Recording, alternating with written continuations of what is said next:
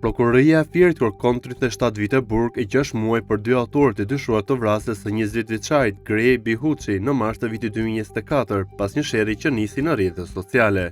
Organi i akuzës ka çuar dosjen për gjykim për dy kushërinj, Florian Muka 18 vjeç dhe i mitur i KB 16 vjeç, ndaj të cilëve rëndojnë akuzat për veprat penale, vrasja me paramendim dhe prodhimi, mbajtja, blerja apo shitja pa leje armëve të ftohta. Por Florian Mukon, prokuroria e Firit kërkon 25 vite burg, ndërsa për kushërinë e tij që është hetuar në arrest shtëpie është kërkuar 12 vite e 6 muaj burg.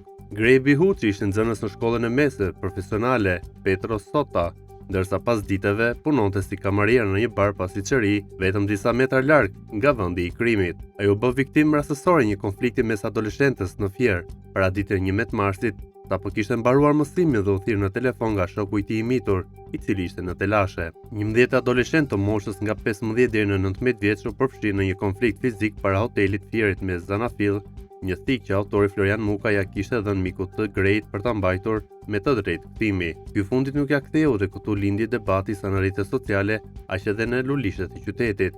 Muka goditi me thik Grej Bihuçin, me të cilin nuk kishte njohje, por siç ka deklaruar më herët, e ka qelluar për shkak se gjatë sherrit një person e goditi me përforcues grushti.